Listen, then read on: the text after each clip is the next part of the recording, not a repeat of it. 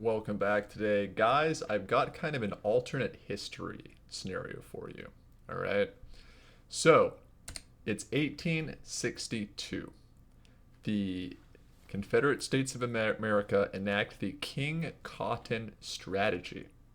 Now, this is the breaking point for where our alternate history timeline diverges from the main timeline.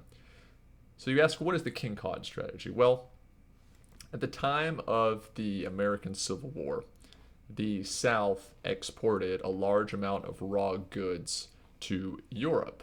This was a huge contributing factor to the war itself, was the rights of the states to export their goods directly to Europe, or whether they had to sell them to northern merchants to be processed and then sold.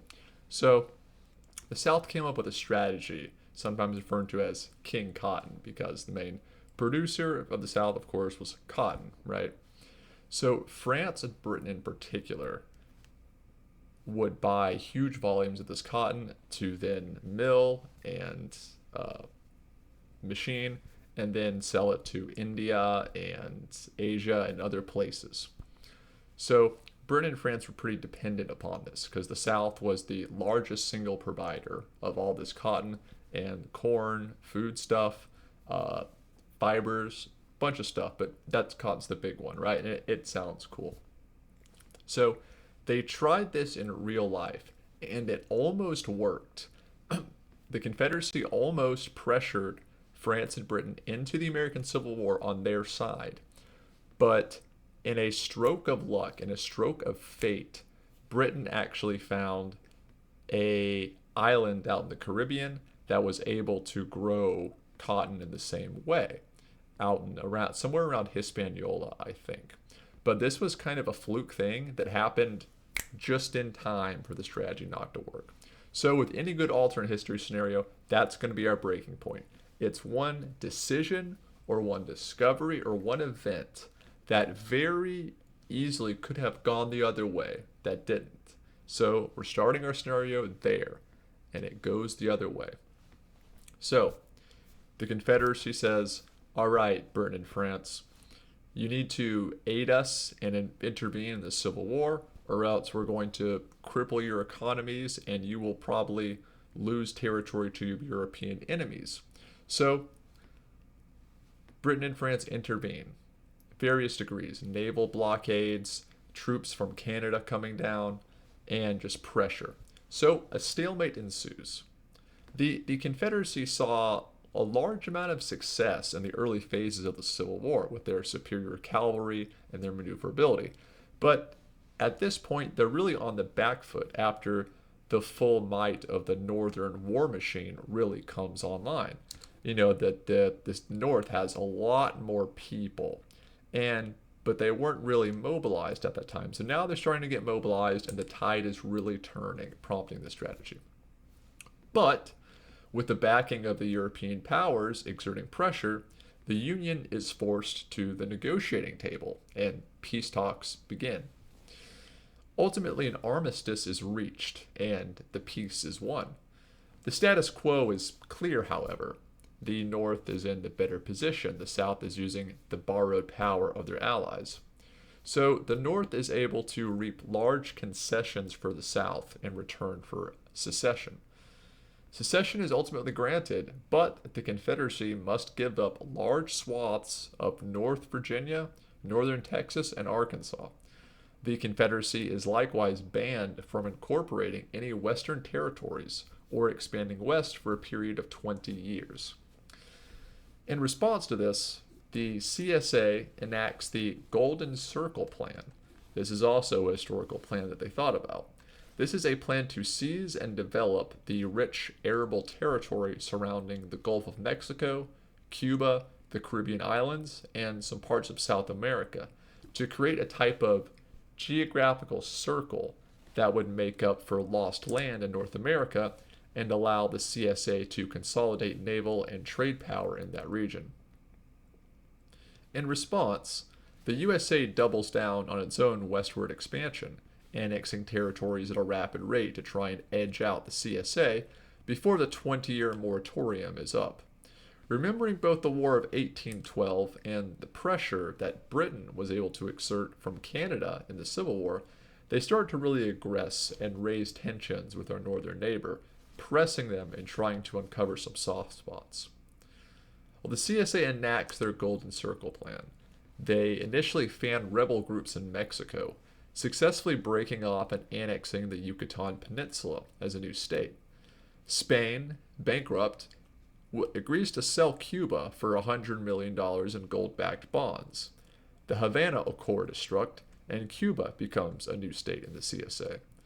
Britain, which is now distracted by the USA being super aggressive with Canada, agrees to cede the islands in the Bahamas for £2 million and a CSA pledge to suppress the African slave trade. The CSA then funds revolts in Colombia. By December of that year, Confederate Panama is declared. France protests but is bought off with planned canal rights. To help consolidate and administrate these new territories, the CSA capital is moved from Richmond to New Orleans.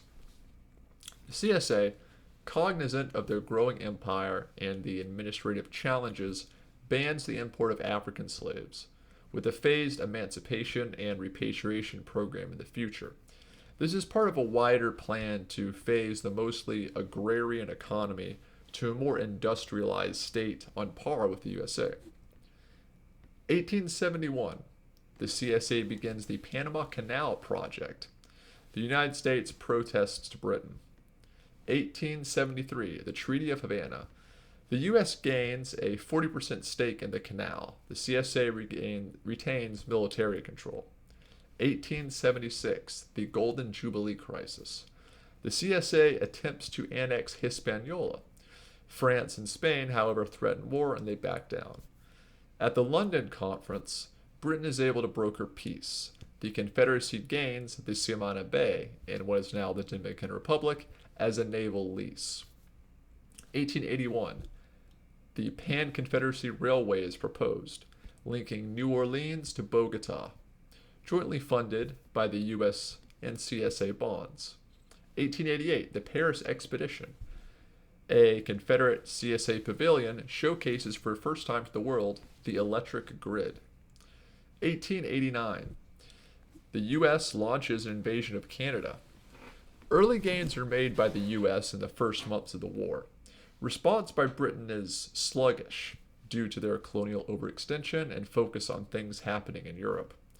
Hesitant to unite the Confederacy and the U.S. in fear of a European war front, Britain cedes a large swath of central Canada to the U.S. 1890, the Treaty of Mutual Recognition. The U.S. and the Confederacy exchange ambassadors formally for the first time since the war. 1895, the Venezuelan crisis. Britain and the U.S. nearly war over the Guyana border. The Confederacy mediates and gains some trade concessions as a result. 1898, the Spanish-American Confederate War. Spain defaults on Cuban bonds. The USA takes Puerto Rico. The Confederacy takes the Philippines. 1900, the Panama Canal opens. The first ship to pass through it is the CSS Robert E. Lee. Tolls are split 50-50 between the two nations. 1908, the U.S. and the Confederacy sign a non-aggression pact. 1914, the Great War begins. Both nations, the U.S. and the Confederacy, stay neutral, however, in this timeline. The Central Powers win a Pyrrhic victory in the Great War after the near revolt of the French army near the end of 1918, and several breakthroughs by the Imperial German Army are made as a result. This leads to a very lenient post-war conditions and the Treaty of Vienna for the Allies. Both sides are utterly spent. There's growing issues in Russia, and the status quo mostly returns. 1921, the Washington Naval Treaty. The U.S. and the Confederacy agree to limit their fleets to naval parity. The Great Depression hits in 1929 after the crash of the New Orleans stock market, exacerbating divides. In the CSA, President Huey Long's Share Our Wealth program nationalizes the plantations, accelerating industrialization. Auto plants spring up in Atlanta, aircraft spring up in San Antonio by 1935. The United States elects to the nationalist Charles Lindbergh, who goes on a campaign to purge the Southern sympathizers and invades Mexico in 1938 to reclaim the borderlands. This sparks the Second North-South War. This stems from 1938 to 1945. Germany lends some naval support to the U.S. with its U-boats. It's able to reconquer Kentucky and Missouri, but ultimately stalls at the Mississippi River. Atomic research begins in both nations. The CSA tests the first bomb in 1944 in the Yucatan, successfully dropping a live nuclear bomb in Detroit, ending the war in an armistice. A Second World War does not start in Europe. This conflict stays contained to the Americans outside limited support by Germany for the U.S. and its large German population. 1951. Two Soviet Jews are apprehended at the port of Havana. After questioning, they break and confess to attempting to steal nuclear secrets for the Soviet Union. They are apprehended, and the secret of the A-bomb stays in the South for now. 1960. The Communist Revolution in Russia plays out much the same way, and by 1960 the Soviet Union is reaching its ideological tendrils and expeditionary forces across the world, sponsoring revolutions and invading Vietnam. The CSA, wary of the influence on its nearby territory of the Philippines, launches its own war front in a containment policy. 1964.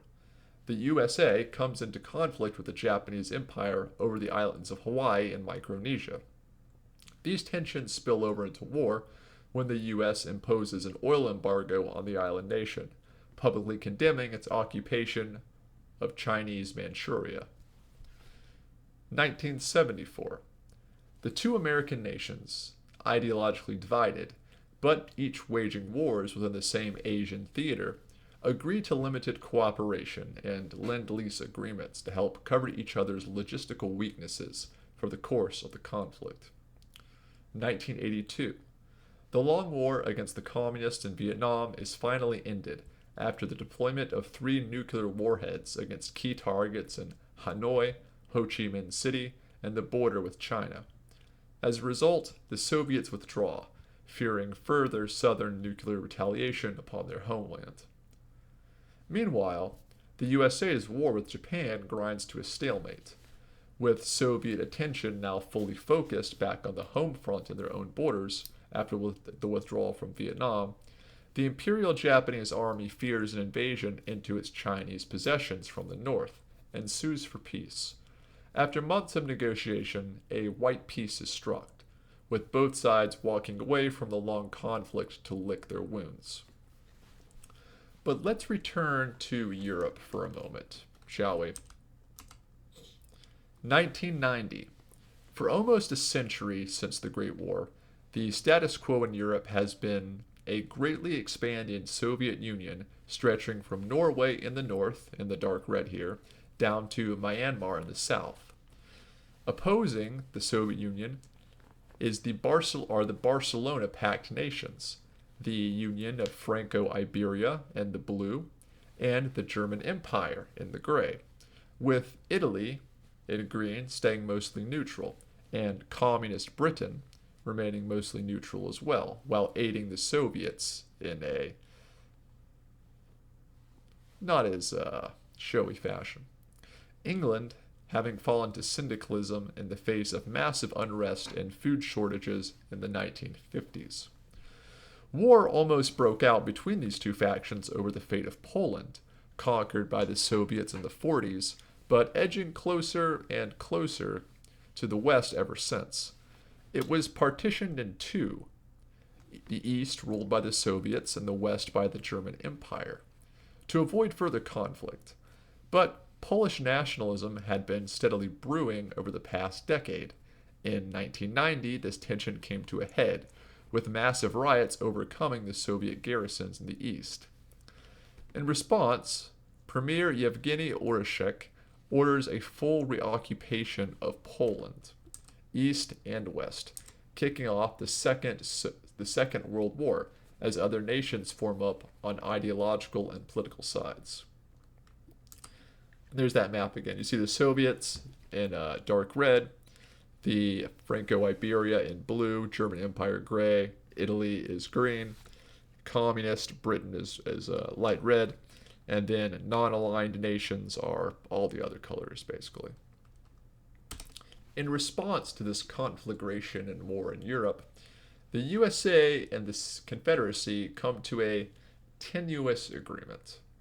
As much as they mistrust each other, a continent ruled by the Soviets would inevitably threaten America, and syndicalist Britain had been stirring up trouble in South America, their veritable backyard. 1999. The conflict lasts for almost a full decade, but the added weight of the USA and the Confederacy, in coordination with France, managed to top the naval juggernaut of Red Britain with War Plan Red. They then push on with German imperial forces in Austria up through Hungary and into the Soviet heartland. On the Pacific front, Confederate naval forces in the Philippines tangle with communist Australians in Indonesia. Several nuclear missiles are launched from both Vienna and Budapest, but heavy investment into air-to-air defense systems nullify the majority of these strikes. After the defeat of Britain and Australia, the Imperial Japanese likewise declare war on the Soviets and invade Inner Mongolia.